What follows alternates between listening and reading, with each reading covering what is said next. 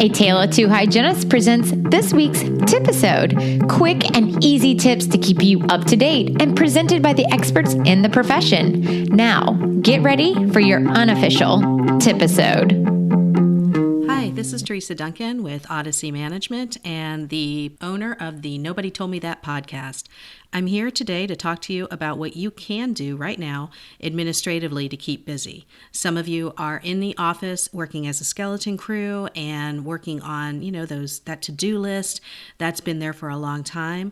And I wanted to just make sure that you were concentrating on a few things that would have big payoffs for you down the road. So one option that you could do is to run your recare report.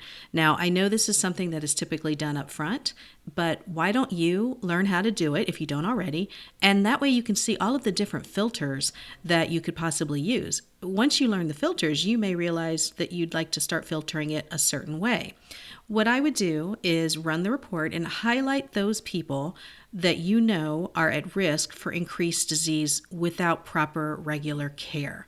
So these are the ones that 3 or 4 months down the road, 6 months down the road, they'll come in and you'll say, wow, it's too bad that you missed that last appointment because it's kind of gotten out of control. Those are the people that definitely we want to schedule. After all this has died down, but those people might be worth a call to just say, hey, thinking about you, don't forget to do this. It's, may not see you for a while. You may be interested in, asking you some questions, maybe going over home care again. If you're sort of introverted, that's probably going to sound hellish to you. That's okay. If you're extroverted and this is up your wheelhouse, then it's not a bad thing to do, especially the patients that we have long-term relationships with. I think they will very much appreciate it. They may not call you back, but you know what? They will know that you called.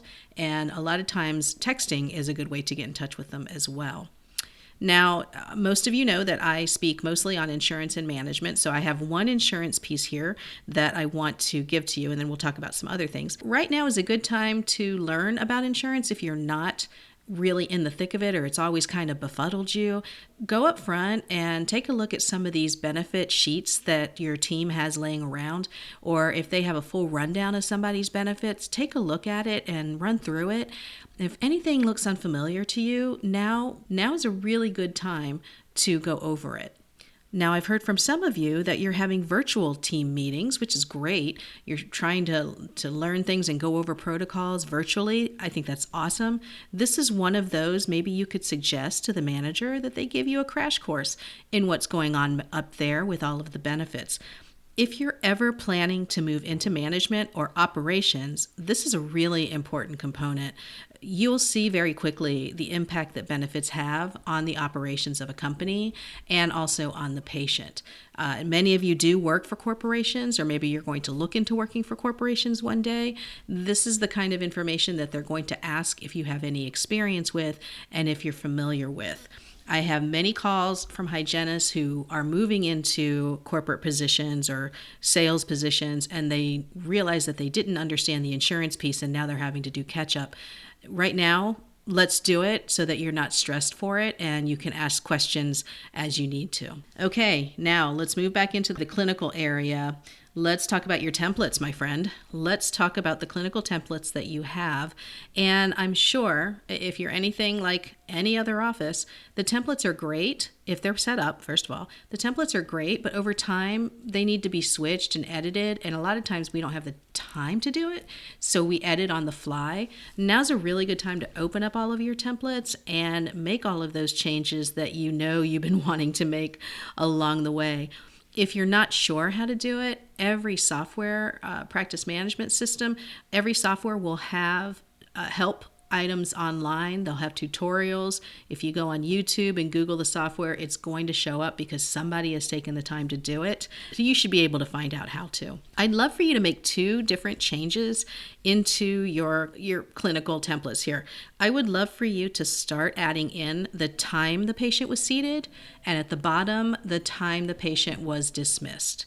So time seated and time dismissed. I want you to do that because the dental world is moving into a medical model, and at some point that is going to be required, and that's going to be part of your notes. If you're administering any kind of anesthesia, then you already know that it's in the notes. So make sure that you just note time seated, time dismissed. Honestly, it's not going to hurt, so why not? Let's go ahead and do that. The second thing is to put in any radiographs that you take, make sure that you note the reason why you're taking them. There's been an increase in audits of practices that are being asked to pay back money because they don't note why radiographs are being taken. Go back to hygiene school, and doctors go back to dental school, you'll remember that radiographs were prescribed. They're never just taken because of insurance or because that's just how we do it.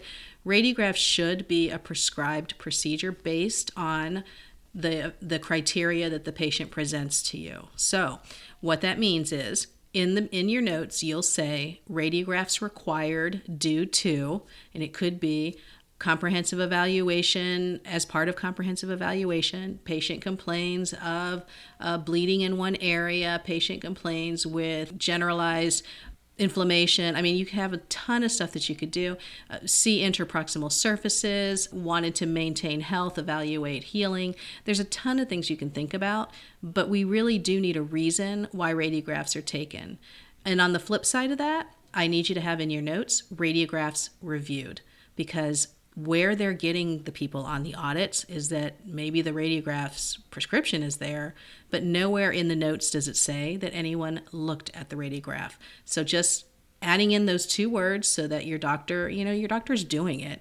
Adding in those two words is going to help radiographs reviewed. And of course, by Dr. So-and-so if you're in a group practice. So you want to make sure that that's part of your notes.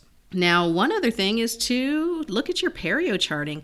When I used to do case presentation, I loved making sure that my perio chart was like full of colors and really wonderful to present to the patient because it was so graphic and people really learn graphically, as you know. I would change the colors. Of course, red is red and yellow is yellow. But the background colors, a lot of times you can change. You can have it printed on special paper if you want to. I mean, this is the kind of stuff that you don't do when you're in the thick of it. You can take some time to learn it. So what I recommend is when you have a patient in for an evaluation and you do that initial periodontal probing, why don't you offer to send them an email or send them a copy of the periodontal charting or just print it out to them. So print it out to them and say, hey, here it is, or say, I can email this to you. And you have the capability of doing that. The patient has this, they're going to take it home. I guarantee you they're going to show it to somebody. But what it does is it gives them an understanding of just where the problem areas are, because trust me, when they walk out, they're going to get down to the parking lot and they're going to say, what did she say, the left side or the right side? So this is really a good reminder piece for them. And then say you do scaling and root planing, osteosurgery, whatever it is, maybe you have some healing in some areas and not in some others. So you put in the probing for that day. Every software has the ability to compare probing, and it'll show on the chart, the first probing, the second probing, and from a treatment plan presentation point of view, remember, I'm not clinical. I was more on the admin side. I was a former assistant, but more on the admin side. From a treatment plan presentation point of view, this was very powerful. And I did see the comprehension in the patient's eyes because they could clearly see that one side was not doing well or the other side, both sides weren't doing well. They could tell that they hadn't progressed, and that really does open up the conversation for home care and how they're doing with home care. So I hope that that's very helpful for you because I did find that presenting the comparison perio chart was a real asset to me when I was talking to them about moving forward with other treatment plans that were necessary. So I'm sure there are other minor tweaks that you can think of along the way. I mean, this is a real good time to reset the administrative side of your perio program and to learn what people do up front. What do they do up there? Now's a good time to ask, what do they do up there? And I also just want to tell you guys that we are all in this together, and reach out if you need help with anything. If you're not feeling particularly good about anything, reach out to your coworkers, reach out to your fellow hygienists, reach out to somebody, because this is the one thing we really didn't see coming. So it's okay to mourn that a little bit. but let's take this opportunity to get some stuff done that we've always wanted to do. Hopefully this tip has helped you, or these little tips have helped you. And if you are so interested in listening to more of me and my podcast, it's called Nobody Told Me That. My name is Teresa Duncan, and I will be back with another TIPisode in the future. And until then, enjoy. We hope you enjoyed this week's TIPisode. Be sure to reach out to our guest experts and let them know how helpful their tips were. Follow A Tale of Two Hygienists on Facebook, Instagram, and head over to ataleoftwohygienist.com and subscribe to our newsletter. You can also email us at ataleoftwohygienist@gmail.com and keep listening for more awesome content from your unofficial dental hygiene podcast.